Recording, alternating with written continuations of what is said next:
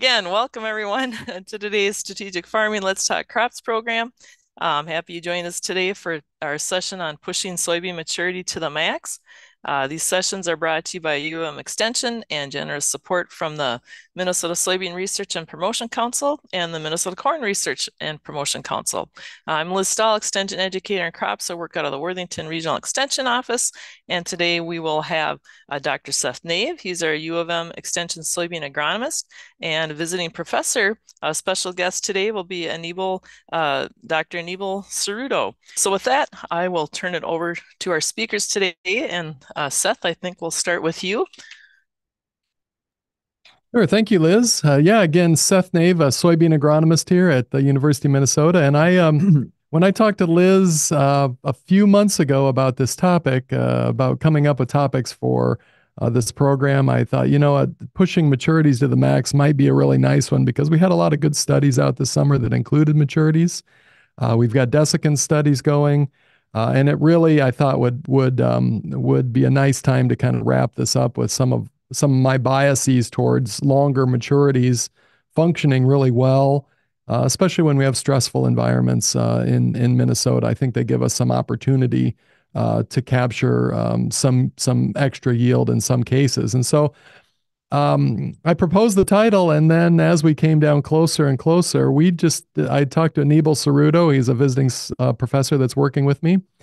And we just don't have the data that really supports that particular argument. And so I thought it would be probably more beneficial to talk about a lot of these questions a little bit more broadly and go over some of the data that we do have and what we have in the field from this year and what it's really telling us about soybean maturities, planting dates, and then we're going to try to get around to the use of desiccants towards the end of this. And so I think probably what we'll end up doing is touching on a lot of physiology of soybean through the growth cycle this morning. And we'll have an opportunity then to come back and drill on some of the bigger topic or more specific topics later. So with that, I'd like to turn it over to Dr. Anibal Cerrudo. He is, again, a visiting professor here. He's been in my lab for 2 years.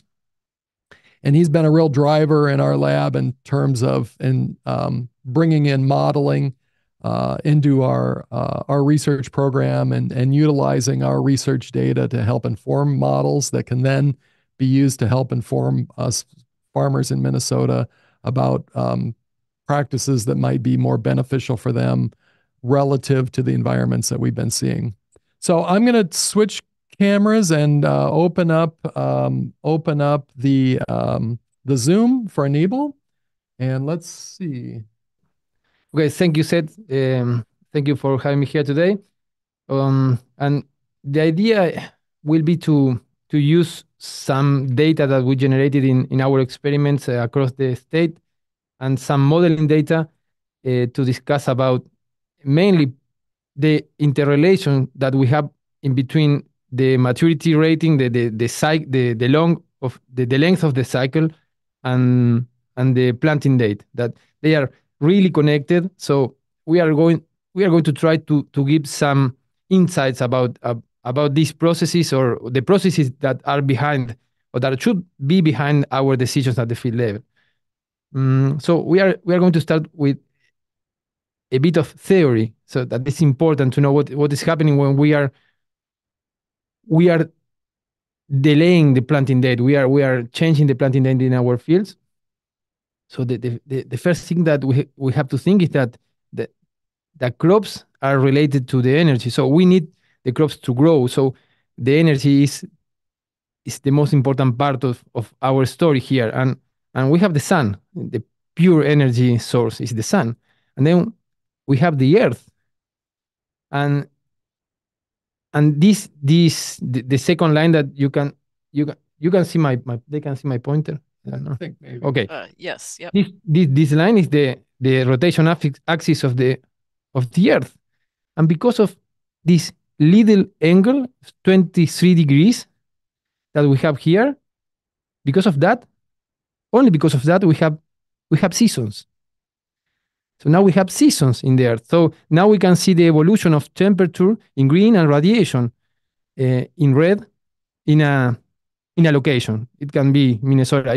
It's in Celsius, it's not in Fahrenheit, but it's the same. So we have more radiation in the middle of the summer, we have less radiation in the middle of the winter, and then we have the temperature that is always delayed comparing with the radiation.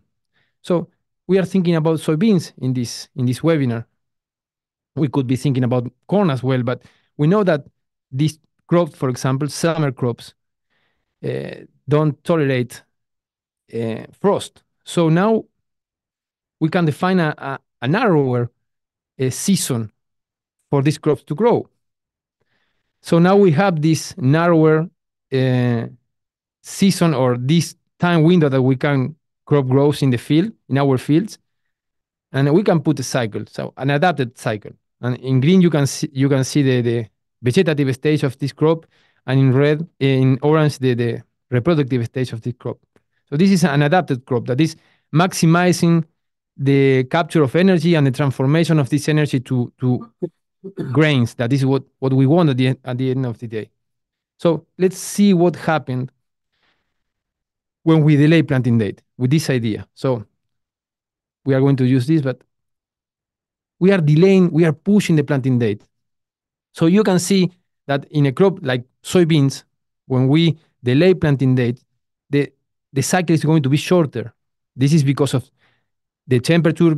It's also because of the response of this crop to photoperiod that is very sensitive to photoperiod. So when the days are start to be shorter, the cycle is going to be accelerated. So there is going to be a shortening of the cycle. So all the stages are going to be shorter, and mainly the reproductive stages. So we are going to have less time to capture energy when we delay planting date. Less time to capture energy. So less grow is going to be less yield. On top of that, you can see that the temperature is going to be going down during the fall. So if we push planting date, we are going to have less temperature during these the most important stages. So the ability of the crop to convert this lower amount of energy in biomass is going to be lower as well, because soybeans, as the same as with corn, is very sensitive in the efficiency to use radiation to form biomass. Is very sensitive to temperature. So it needs temperature. So if we delay planting date, the short story here is that when we are delaying planting date in soybeans, we are shortening our cycles, we are capturing less amount of energy, and we are transforming this energy in biomass with less efficiency. And so if we delay planting date, we are losing yield in soybeans. The same is if it's in corn, but we are talking about soybeans now. So this is the theory. And let's see now what happened with the real data. So this last year, we did an experiment in St. Paul. We did another one in Huasica. So here we are seeing the yield in the y-axis and the planting date, and we can see that the theory, what we saw theoretically in the previous slide, is presented here with real data, and we can see the yield depression because of planting delay. This is for St. Paul, that is representative for the southern part of Minnesota as well. So we can see here, for example, that during May, each day of delay in planting date was translated to a depression in yield of 0.6 bushels per acre. And this was increased, the yield depression was steeper when we moved to June. So the delay was 1.5 bushels per acre per day. It's a lot. So here we are talking about crops without water deficiency, without nutrient deficiency, without diseases, without weeds. So perfect crops. Only the radiation and the temperature were the drivers of this yield depression. So we can generate this data, and we can use the data to do some math about what happened if we delay planting date, it's convenient to replant or not. There is a lot to discuss using this data, but before that, we have to think that this is only one experiment in one location in 1 year, and radiation and temperature are dependent of the location, are dependent of the season. So it's not the same 2023 than 2022, and we don't know how it's going to be 2024. So it's really too risky to take this value, zero 0.6, or this value, 0.5 for June, to do math about what we are gaining or what we are losing when we delay or when we advance our planting date. So the question is what we can do. A solution is to conduct like one experiments like this all along the state during several years, like 10 years, to have an average, something like this. But it's too expensive, too complicated, and we need a lot of time. So we can't do that. So an alternative that we have, and it's what I am going to show you now, is to use crop simulation models that simulate or modulate how a crop should respond to an environment, a condition, using all these concepts that we saw in a theoretical form at the beginning. So we have models. We have several different models with different virtues and effects. We are using this crop growth model to simulate soybean yield. And the short story, again, is this model is going to use all the weather data that we have weather data for the last 50 years for San Paul, for example. We have data for Huasica. We have data in several locations across the state. It's going to use the soil data. So we have the soil data and it's fixed and it's always the same for different locations. And it's going to use the management. So when we plant, interrow spacing, planting day, the variety. So the genotype as well is at the end of this slide. So it's going to integrate all these factors with this theoretical knowledge, and it's going to produce an output. The output is going to be, for example, the yield.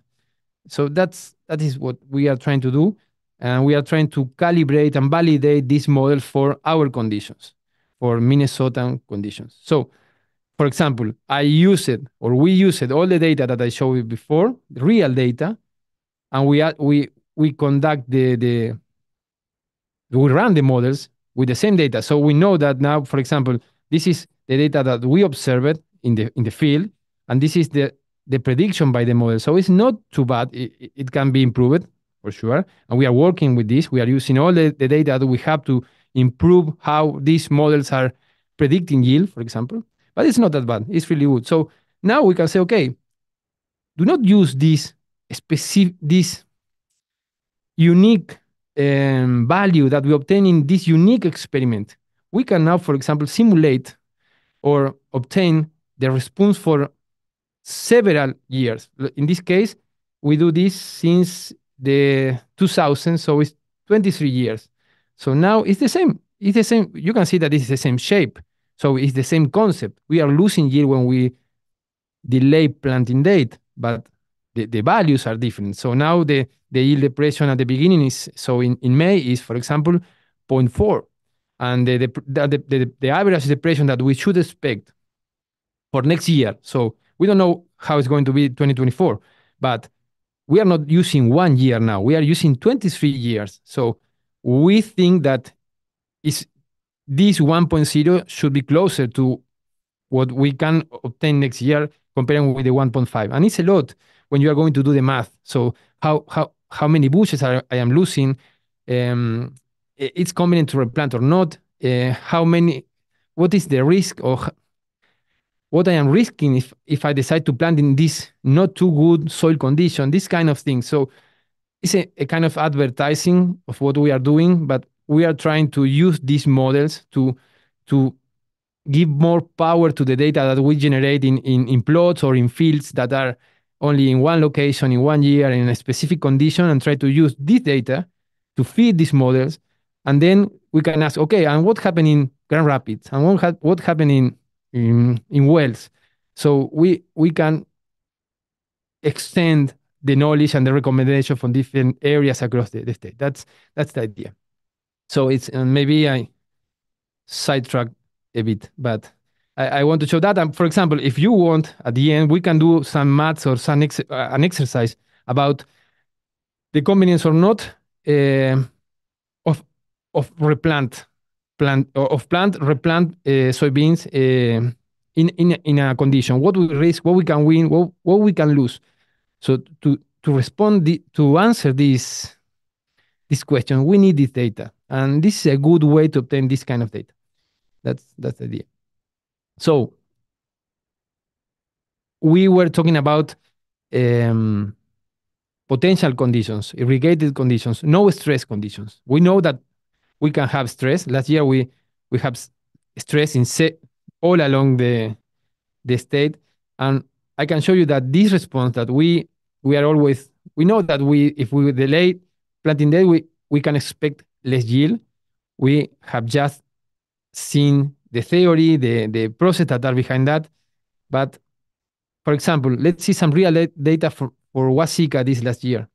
Huasica, you can see the precipitations in this bar chart, and the blue is the average, and the red is the precipitation for this last season.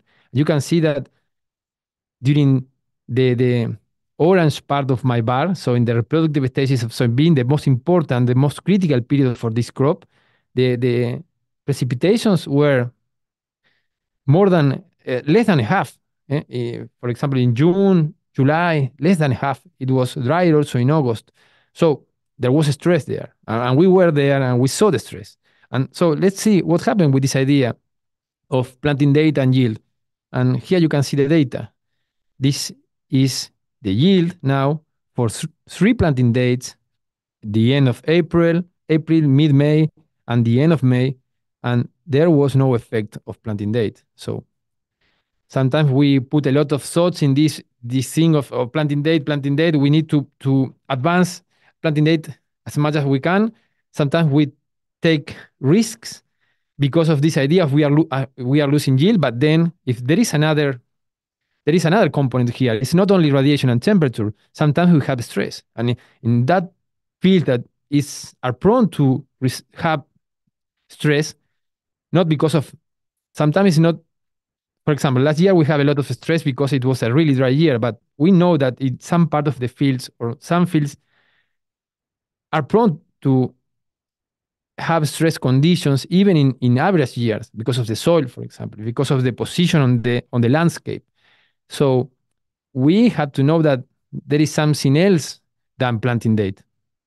And maybe we can have or we can obtain something different from the theory that I showed you before that is driven only by radiation and temperature. That's another idea that I want to introduce. Maybe we can discuss this or about this later. So, Chambin, if you need to clarify something, please. So we are going to go through this quickly, but I used to use these concepts, incident radiation, intercepted radiation, and radiation use efficiency to explain all these things. But I think we can go through this. So we try to give some concepts about planting date, the variable season, how everything changed when we push planting date. So the cycle selection, the maturity rating of soybean is closely associated to the planting date. So we are trying to use the same framework now to understand how we should or what we can expect if we switch maturities in different planting dates. That's the idea. So that's the idea. I hope to be clear now. So we have the same available season for this crop that is susceptible to frost. So we have this available season to grow. We have an adapted crop. We can imagine a 2.0 maturity rating soybeans for Huasica. So this is the crop that usually maximize the capture of energy and maximize the efficiency to transform this energy in biomass, mainly in reproductive biomass, in grains. That is what we want. So let's imagine now that we push planting date. As I told you before, we compress the cycle. Because of temperature, because of the response to photoperiod, we compress the cycle, mainly the reproductive stages, so we have less energy, and we also know that we use this energy with less efficiency because of less temperature. There is a lot there, but don't worry about that. So what we can do? What we can do if we know that this is going to happen in the field? Well, the thing that we have, a tool that we have, is the selection of the maturity rating. Now you can see highlighted in yellow a shortened maturity. So we are in the same planting date, the late planting date, but we are switching to a shortened maturity. So from the theory, if I put a shortened maturity, I am going to advance this, the most important, the orange stages, the reproductive stages. So I am going to bring them back to the summer, to the days with more radiation, with more temperature to transform this radiation in biomass. So that's the idea behind this switch to shorten maturities when you delay planting date. And it's the idea of, okay, if I am planting early, really early, I need to put a long maturity to maximize the capture of energy and the transformation of this energy in biomass. So this is the connection in between these two management, really important management practices for this crop. So let's see now what happened with real data. This is the theory. This is in the books.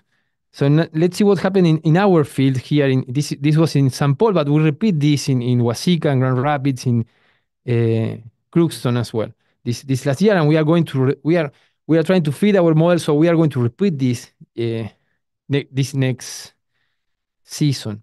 So here again, you can see each group of 4 bars are planting dates. So we have the end of April, a really early planting date, mid-May, the end of May, and a really late or pretty late planting date, the mid-June, the last one. So, and in each planting date, we put 4 maturities, a range of maturities, from 1 to 2.5. So it's 1, 1.5, 2, and 2.5, the yellow one.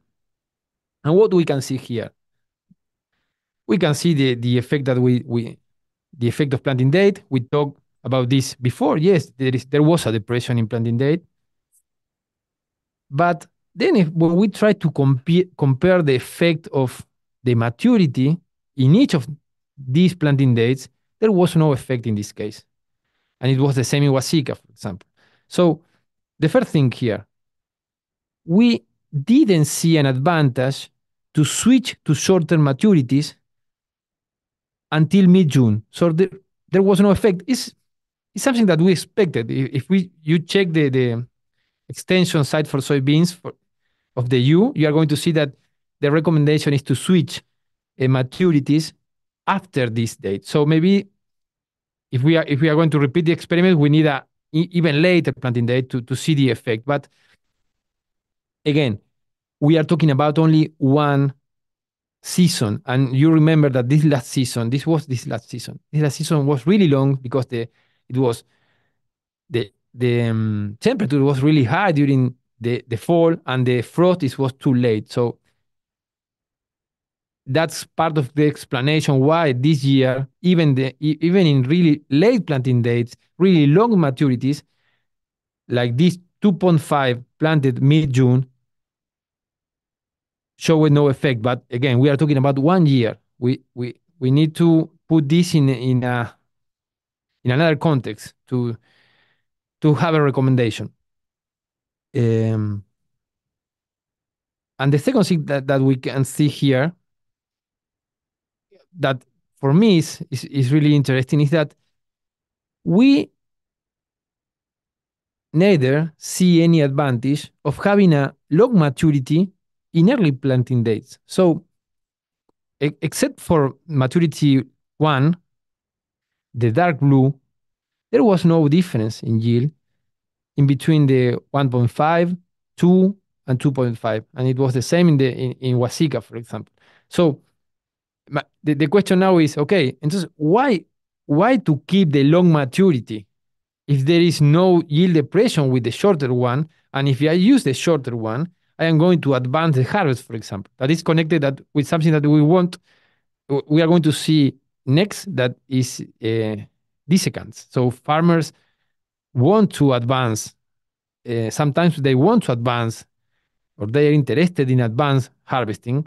And so if this is is going to be the usual thing, so there is no effect in going to a 1.5 maturity, maybe we have an option here, or something that we have to continue, or it's something that is keeping our attention now.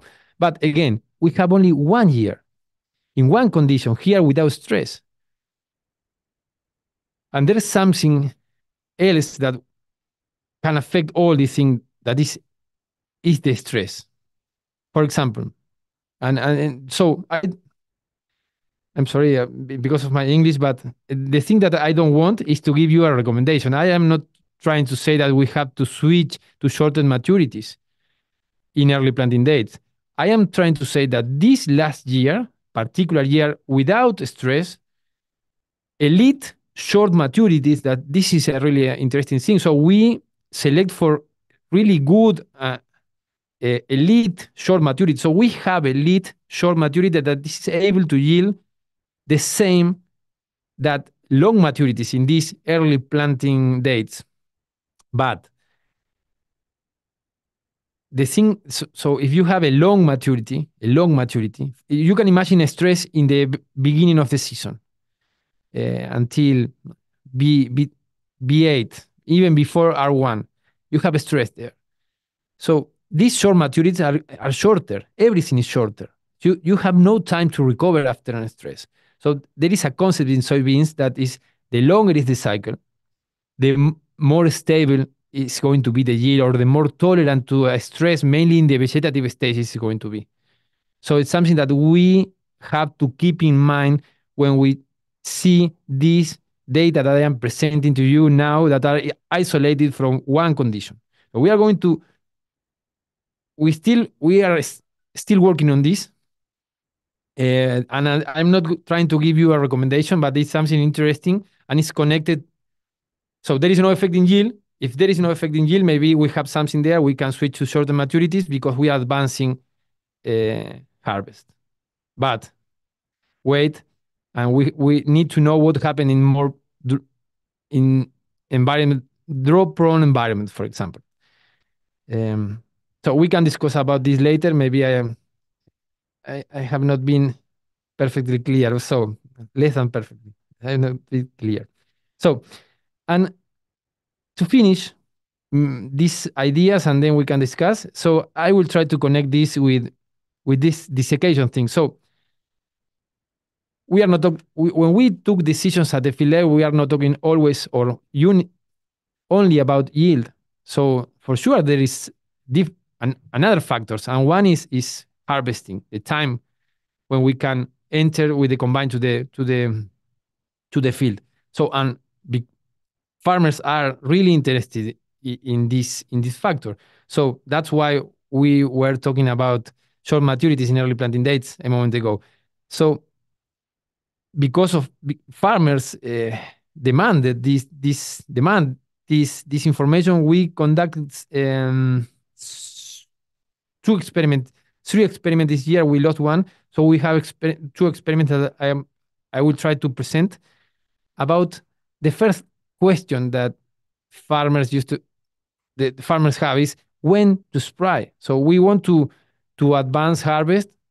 One way is to reduce maturity. We talked about this a moment ago, but the other tool that we have is to spray a dissecant and to close the factory. Okay, we're going to close the factory. We are going to burn all the leaves, and this crop is going to advance the maturity and advance the drying down and the harvest date.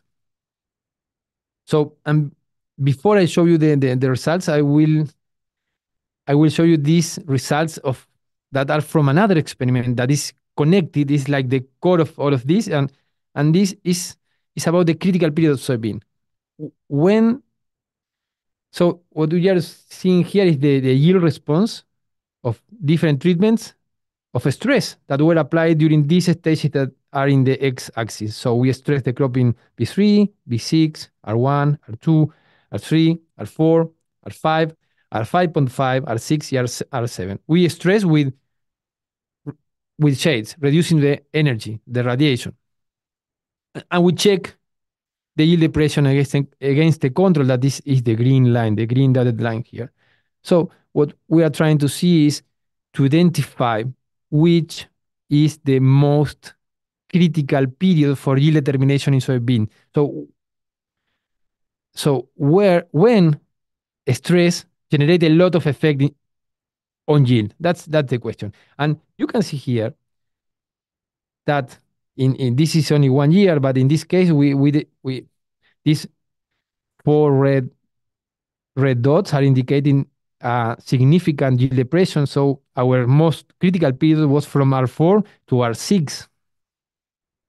So to connect this with desiccants, farmers are asking if they have to apply in R6, R6.5, or R7. So here we are seeing that when we shade the crop in R6, there was a big depression in yield.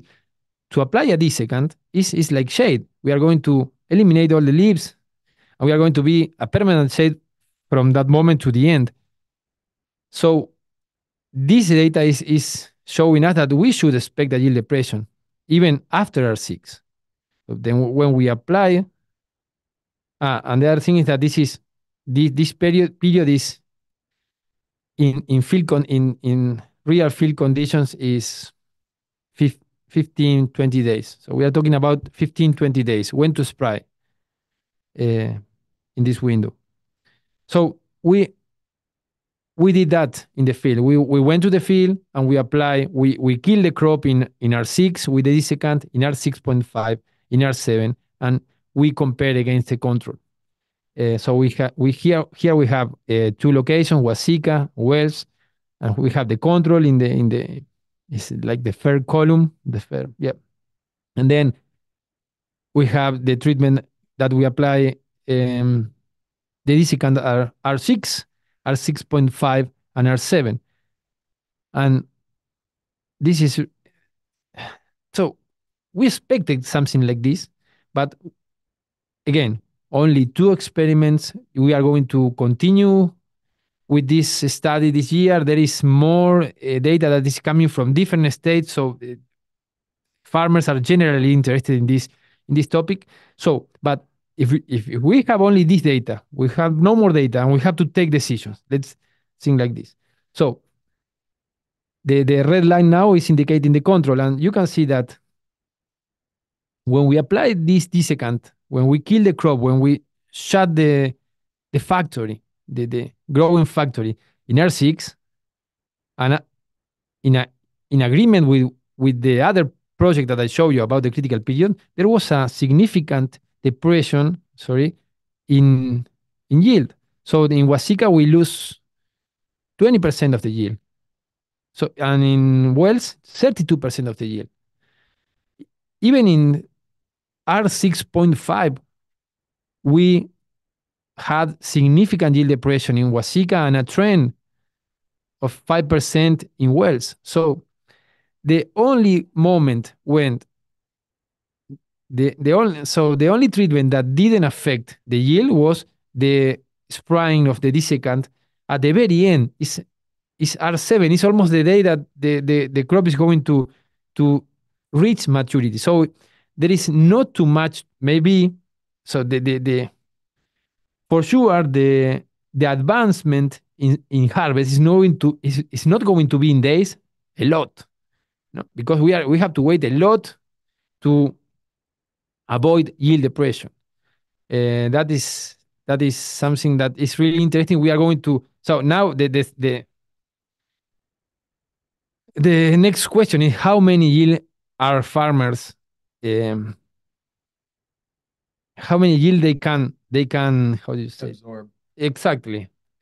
So maybe they can because okay I agree I can lose 2% 3%, okay, and then okay, so if to be on this yield depression target, which is going to be the date, the stage of the crop, and then okay, how many days are going to advance harvest if we apply in that moment? That is the question that we have to do, and we in this next season we are going to increase the work in these protocols, and maybe we are going to have this second part of the question because okay, this is important, the yield depression, but the other thing is how many days we are advancing the harvest because we are doing this because of this variable, the advancement in harvest. But if you look at this information here, and this information results to be the usual, then I think that farmers are going to have to wait until the very end of the cycle to spray the fields to avoid really important yield depressions. Um, so I think so. This is not important, but the yield component that explained all the yield depression was the seed size, and is from some of you is going to be obvious. So because in that moment of the cycle, the seed size is the component that is being defined. So that was maybe it was not too tidy, but I tried to present some ideas, and we talk about planting date and how planting date from the theory, how planting date pushing planting date leads leads to yield depression and the connection with maturity. So when we switch maturity, we are trying to reestablish the condition. So there is something that we are going to lose, but if we switch to shorter maturities in a late planting date, we can recover part of the what we lose because of the late planting date. But at the other important thing that I want you to have clear is that the theory is always using the radiation and the temperature, and several times it doesn't contemplate the stress, the real stress that, and you saw this last year that the stress is an important thing. So stress can mess all the theory, and maybe you can expect different results. And then we try to connect all these things because we understood that farmers are also interested in in harvesting, and because of that they are asking about dissecants. So we try to move to the moment when to apply the dissecant, and what is the yield depression that we can expect when we apply when we shut the factor in different moments. Everything is kind of related. So I'm All happy right. to pick No, up it's a anything. lot of great information. There's a number of questions that have popped up about this project. If you want to take a moment to address those, I'll send some your way here. So one question was that came in early is how did you isolate the effects of delayed planting date from other factors influencing yield, such as weeds, insect disease, and other environmental stressors? So how did you control for that? You know, when you're saying it was just truly the date. So I'll start. So again, Seth here. I think you can see me. The idea. I think the questioner is asking how we isolated those, and we basically isolated it by not having any of those other issues. So we removed weeds by hand, and I can't remember the other stressors that were included within that. But a lot of this work that Anibal described was really we were really looking at these in maximum yield conditions relative to the year. So we're using the environment, the individual environment, so light and temperature. And then we provided drip irrigation for these plots, and we removed all the weeds and sprayed fungicide. Nutrients Nutrients Okay. were maximized. So that was how we tried to do that. Okay. Nope, that sounds good. And I think you answered this before. You had 4 relative maturities, right? And so the data that you showed at the beginning, I think there's a little confusion. Was that the average of the maturities, or because they're just wondering what the relative maturity value in that yield by planting date study was? The, the, the first plot is maturity 2.0. Oh, two. Okay. Long, because we were talking about, we were departing from the early planting date, and for for St. Paul and the southern part of Minnesota is a like it's a an accepted practice. It's a yeah. Okay. And then the question about the 23 years of data. We have a couple questions related to that. So in the 23 years, that was kind of was that like your weather data? Because you really had the study for 1 year, right? And then you put that into the model. Exactly. Okay. And then they're also wondering over time here, is it possible improvements in soybean varieties and genetics over the years could have an effect on that? I'm paraphrasing this question a little bit, but could that have an effect on the results too that maybe we're not seeing in there? Because again, you're looking at the snapshot in time, but we have had improvements in genetics over that time.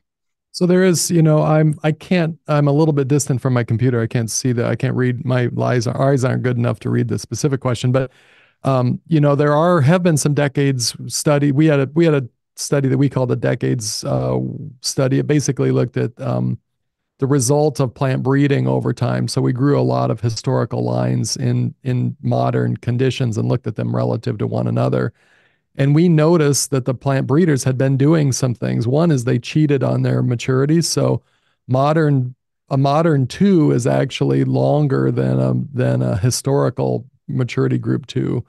They've just they've been selecting a little bit longer and longer varieties and calling. Actually, it's a nomenclature issue. They've been actually calling these varieties a little bit shorter name numbers, and they've been cheating the system just a little bit by, this is over almost 100 years of breeding, and so it's a very slow process. But they've actually changed a little bit. The other way they've changed it is they've actually we flower a little bit earlier. It extends the reproductive phase for soybean a little bit longer in soybean over time. I don't know, Anibal, is there any other things? We've changed our architecture of the plants and a lot of leaf shape and a lot of other things as well.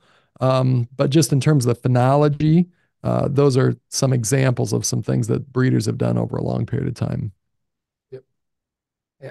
Without planning on doing it. It's just a result of selecting for longer or higher yields over time. Yep.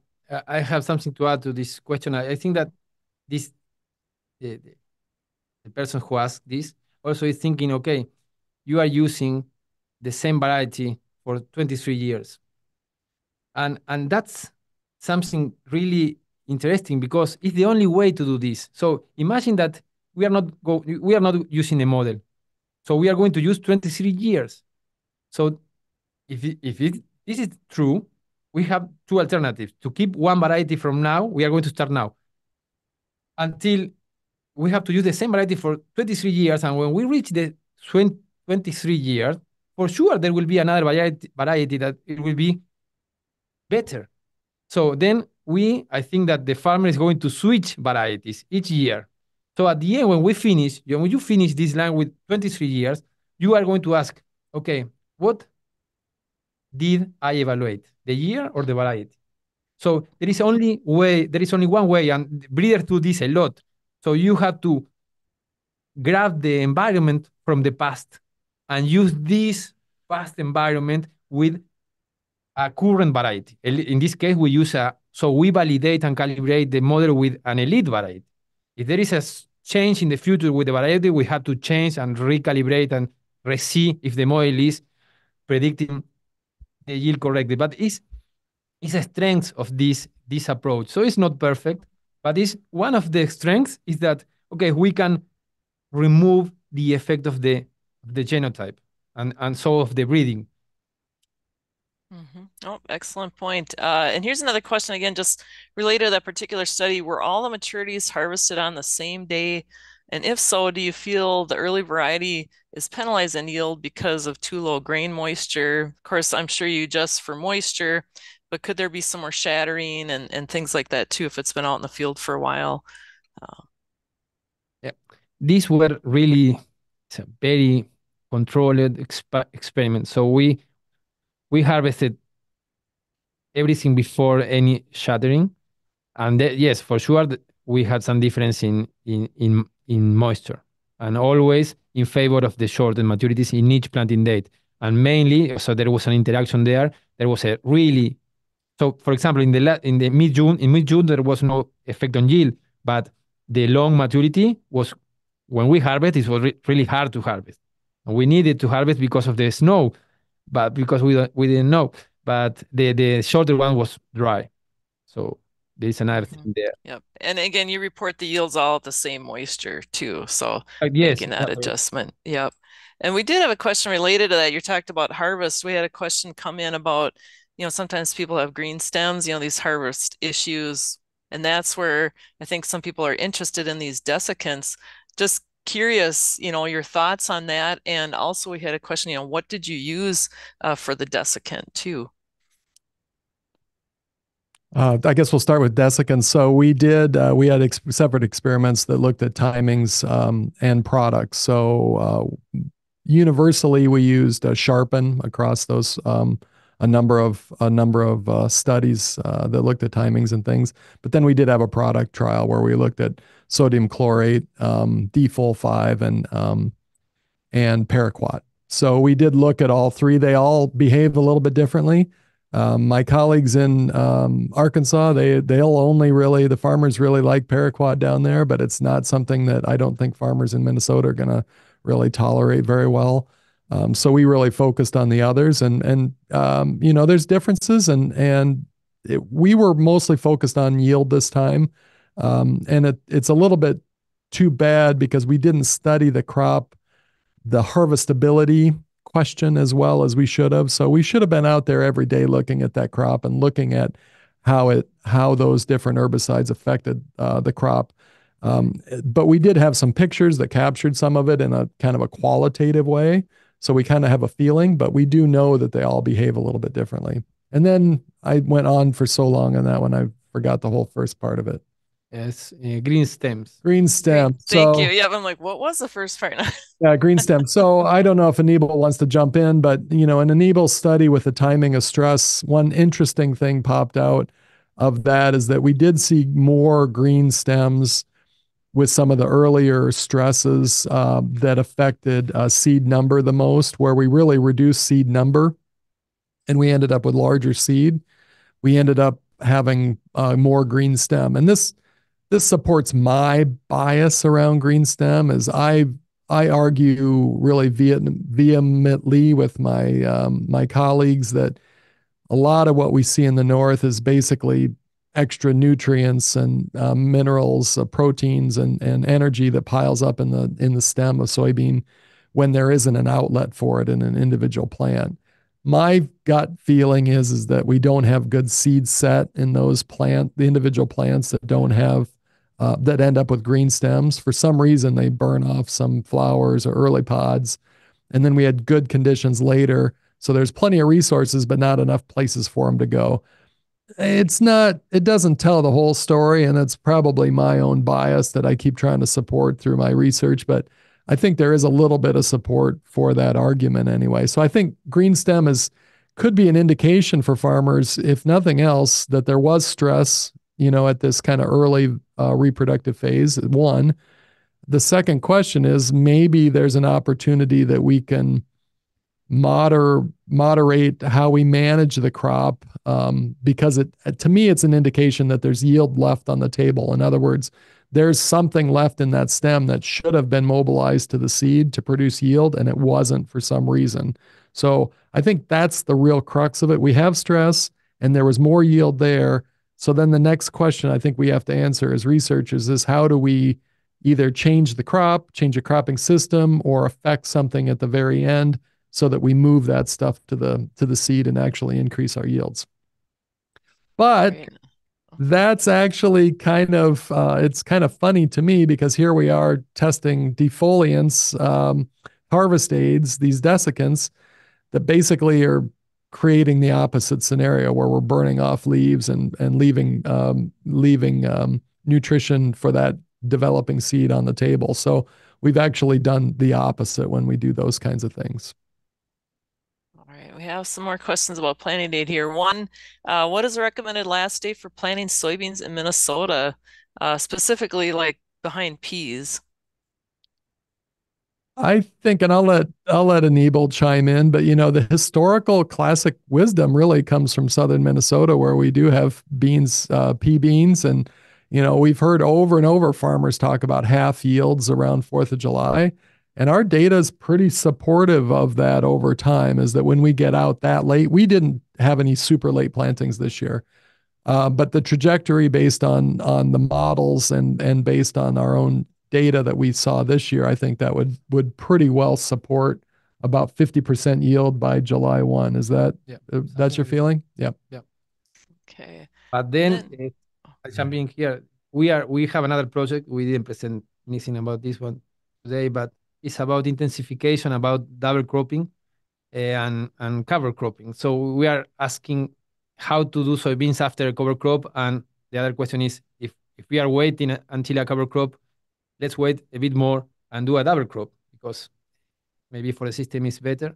So in that experiment, this last year we went until mid-June, and again, it's 1 year. It was a specific year. We don't know how it's going to be the next year, so the modeling is going to be a cornerstone in this project. But we have really good yields even for mid-July when we reduce the maturity to point so double zero, and we increase population, we reduce intercrop spacing, so there is a chance. So, but for a soybeans, maybe it's not a huge yield. So we were close to 40, I think, 40 bushels. But if you put that these 40 bushels were on top of like 120 bushels of barley or winter barley or winter um, wheat, is another thing. So Yeah, discussion there a is no discussion for another day. I think the double cropping is really interesting. Where I think but Anibal's right. I forgot about the double cropping work that we did, but that gives us a good. And that 40 bushels was, our controls were around 100 bushels for that trial, so we were less than half. But that was kind of mid-July. Mid-July, yes. Mid-July. Mid-July. And you brought up seeding rate. We've had a couple questions about that too. Is there any relationship between planting date and seeding rate that you have been seeing? Or we also have well, yeah, we'll keep with that question here. So would you It's adjust seeding rate by planting date? We haven't done it for many, many years. And so it's something that's worth looking at again. There's a lot of really heavy academic questions with it because we get different plant architecture, you get branching, and you get a very different looking plant based on both the seeding rate and the date. So I think there's an opportunity. Anibal's really talking about fine tuning our system, and I think there's an opportunity here with seeding rate as well. We're mostly looking at this from a system where we're trying to ensure that we don't have a shortage of population out there to maximize yield. So we're pushing populations until we up to the point where we might have some lodging. So we're not working on the short side of it. So I think, but honestly, to get at the real question of this, I think the real fundamental question about planting date is risk management. Early planting, we have a higher risk of having loss of germinated and emerged seed.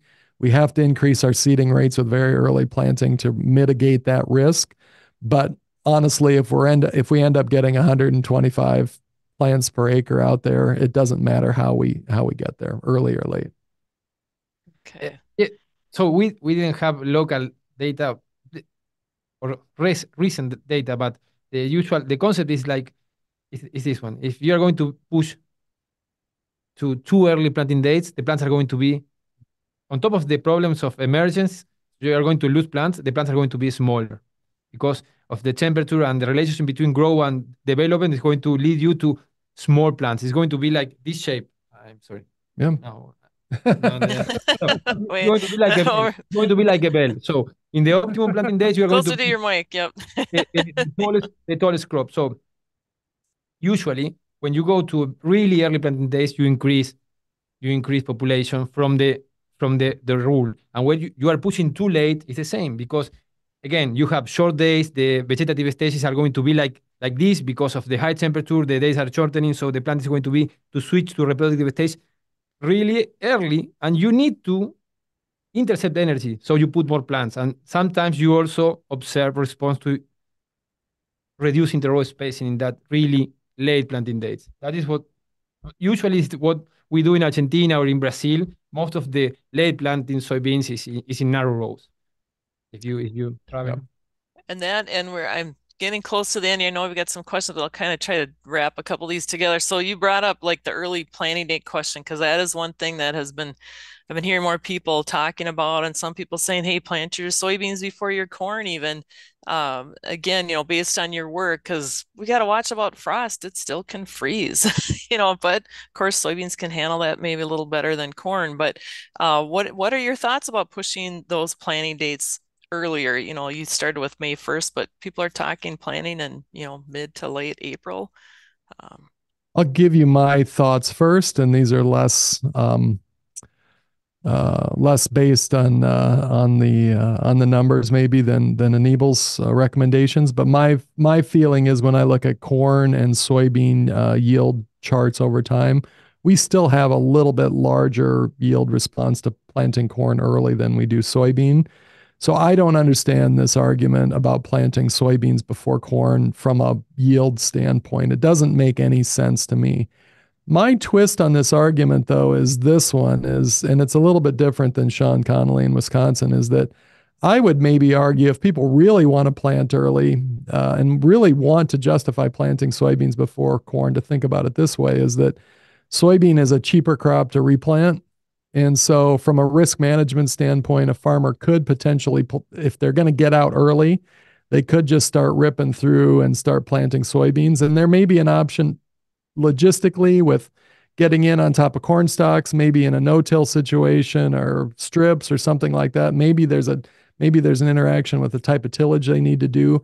If they could plant earlier, maybe they could get the soybean planted, some of their soybean planted before they did corn, just from a logistical or a risk management standpoint. But I don't see, if there's a choice between corn and soybeans from a yield standpoint, I think farmers need to continue to plant corn.